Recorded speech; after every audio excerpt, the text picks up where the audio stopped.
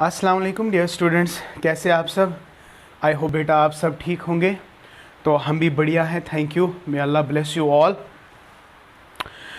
So today once again I am not in a position to show my face because बिजली भी नहीं है और मेरे कमरे में थोड़ा बहुत डार्कनेस है, लेकिन मैंने समहाउ मोबाइल को एडजस्ट किया है सो दैट हमारा बोर्ड अच्छी तरह से दिखाई दे, लेकिन मैं अपने आप को प्रेजेंट नहीं कर पा रहा हूँ। मेरी वॉइस ऑडिबल है।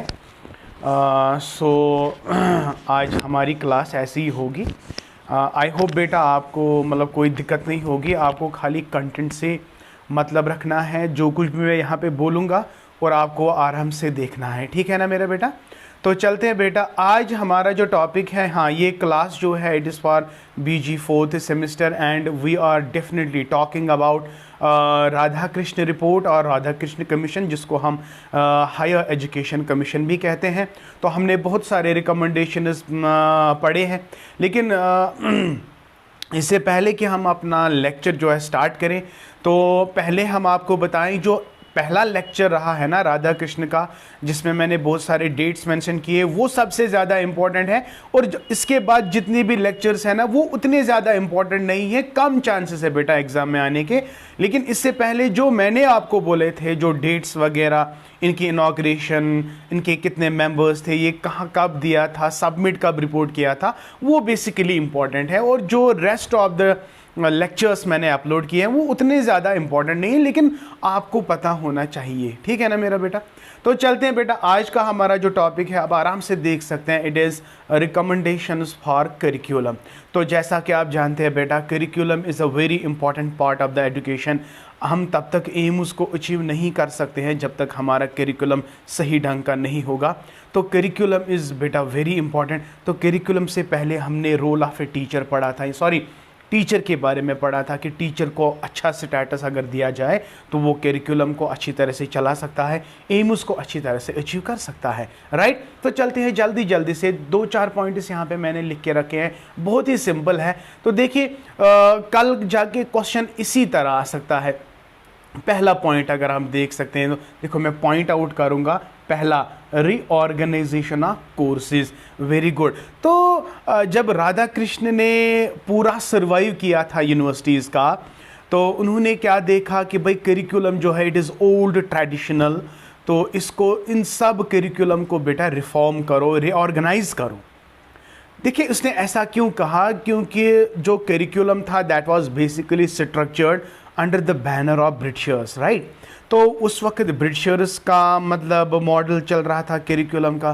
तो राधा कृष्ण ने कहा कि इस सारे कोर्सेज को, करिकुलम में जितने भी कोर्सेज है बेटा, उनको रीऑर्गेनाइज करो। तो ये ऐसे ही क्वेश्चन आ सकता है, according to which commission there must be reorganisation of the courses at university level, it is my dear Radha Krishna report, right. तो पहला पॉइंट आपको याद रखना है, reorganisation of the courses, very good.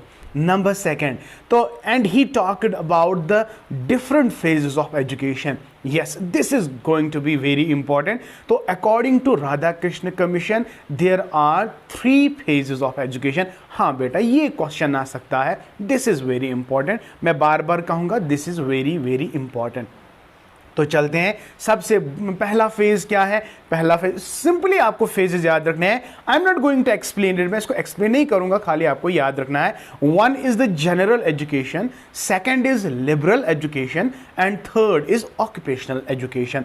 General education सबको दी जाती है, लिबरल एजुकेशन जो चाहेगा वो ले सकता है, जो नहीं चाहेगा कोई दिक्कत नहीं। अनदर इज वोकेशनल बेस्ड, यानी जब when you complete your education you must get the job related to that very subject, तो अनदर इज ऑक्यूपेशनल एजुकेशन। तो माय डियर हमेशा याद रखें कि राधा कृष्ण रिपोर्ट के हिसाब से फेजेस ऑफ एजुकेशन कितने हैं मेरा बेटा, 3। 1 is the general education, another is liberal education and 3rd is occupational education, very good, so nice of you. And after that curriculum must B life centred and it must be flexible. देखिए जब राधा कृष्ण ने curriculum के बारे में पढ़ा था, curriculum के बारे में स्टडी किया था, तो उसे लगा कि करिकुलम जो है वो बहुत ही फिक्स्ड है एंड वो बहुत ही रिजिड है, इस and that is not related with the life. तो इसने इस सारे करिकुलम को चेंज किया। फिर क्या कहा कि अगर हमें करिकुलम बनाना होगा तो that must be related with the life, that must be life centred. What do you mean by life centred? वो सब्जेक्ट्स पढ़े जो आपके लाइफ के बारे में, जो आपके थ्रू आउट लाइफ मतलब जो आपको काम आए। समझ आ गया बेटा? तो ऐसे सब्जेक्ट्स ना पढ़े जिनको कल जाके आपको कोई फ़ायदा नहीं होगा। तो वो सारे सब्जेक्ट्स हम पढ़ेंगे जो हमारी लाइफ में मतलब हेल्पफुल रहे। तो curriculum must B life centred and it must be flexible. Flexible का मतलब यहाँ पे क्या है? ऑलरेडी अगर हम इससे आगे फेजेस ऑफ एजुकेशन मैंने कहा कि one is general education, another liberal education. Liberal education में बच्चे की अपनी विल होती है कि आप कौन सा सब्जेक्ट ले। सब्जेक्ट को थोपा नहीं जाएगा स्टूडेंट्स के ऊपर, ये स्टूडेंट की मर्जी है कि वो किस सब्जेक्ट में फिजिबल है। तो curriculum must be flexible. I hope it is clear to you मेरा बेटा? Okay. And he talked about the beautiful courses. जो कोर्सेज मैंने यहाँ पे लिखे हैं इससे कहीं ज़्यादा कोर्सेज यूनिवर्सिटी में है, लेकिन राधा कृष्ण ने इन कोर्सेज पे ज़्यादा जोर दिया है। तो he said following courses must be taught.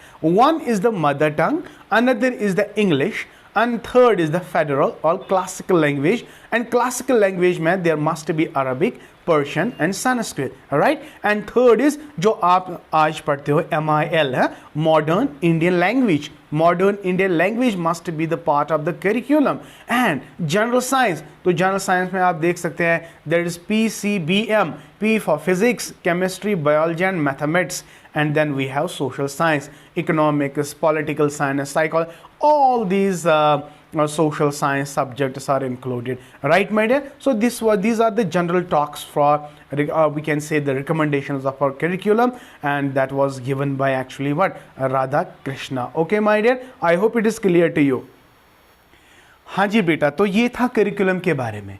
तो और ज़्यादा रिकमेंड अगर हम बाकी रिकमेंडेशंस की बात करेंगे तो Radha Krishna commission has also talked about the professional education. और प्रोफेशनल एजुकेशन में 4 सब्जेक्ट्स उन्होंने चूज़ किए, या 4 या 5 आप देख सकते हैं। पहला है लॉ और legal education, another is agricultural education, third is medical education, and then we have education of commerce, and then we have engineering. So the जितने भी सब, हाँ कल जाके क्वेश्चन आ सकता है which among the following is the professional education। तो आपको याद रखना है law, agriculture, medical, education of commerce and engineering, these all belong to the professional education। और आप देख सकते हैं मेडिकल एजुकेशन के लिए एंट्रेंस होना चाहिए और पर ईयर कम से कम 100 स्टूडेंट्स का एडमिशन होना चाहिए। इसी तरह इंजीनियरिंग में भी 100 स्टूडेंट्स, बाकी का जो स्ट्रेंथ है वो नहीं दिया गया। तो this is all about what? Professional education.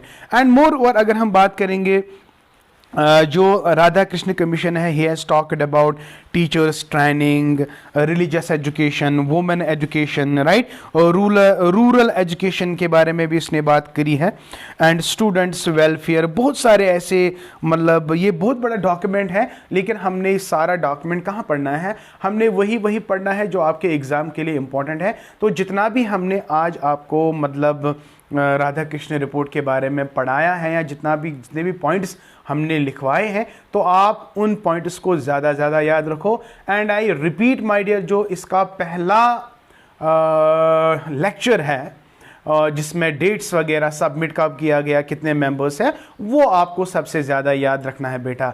I hope बेटा आपको ये सब समझ आ गया, ठीक है? तो जल्दी से अगर हम अब मेरिट्स देखेंगे, मेरिट्स, तो मेरिट्स में हम देखेंगे, अगर हम यूनिवर्सिटी एजुकेशन रिपोर्ट के मेरिट देखेंगे, पहला पॉइंट आएगा कि it was the first commission who defined aims and objectives for higher education.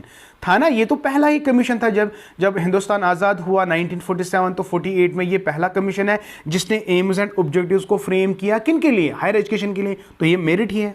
तो इन्होंने ये भी कहा कि we must improve the standards of teaching. तो ये भी एक इम्पॉर्टेंट है। हाँ, ये हम लिखेंगे बेटा, 1 मिनट, यू डोंट वरी। हाँ बेटा, आप देख सकते हैं कि मेरिट्स क्या क्या है। बेसिकली जो हमने रिकमेंडेशंस पढ़े हैं वही इसके मेरिट्स हैं। तो आप देख सकते हैं कि ये पहला कमीशन है जिसने aims and objectives for the higher education को डिफाइन किया। तो हमने लिखा कि defines aims and objectives, right my dear. And another is it is the first document who said improving standards of teaching, right, ये भी हमने रिकमेंडेशंस पढ़ी। And another is position and status of a teacher. Then is improvement in curriculum. Then is professional education. Then he talked about the women education, religious education and rural education. So these are the important points that explain the merits of the University Education Commission. I hope बेटा आपको सब समझ आ गया and I hope बेटा आपने पूरी तरह से लिखा भी होगा. So please and please share my video, like my video, and please do subscribe to my channel and press the bell icon so that you can get my notification. Beta, I need your support. Your support is very important, very, very important. I work for you. I work very hard for you. So you have to also support your Shahid sir. Thank you. Thank you being my students, and may Allah bless you and keep always learning.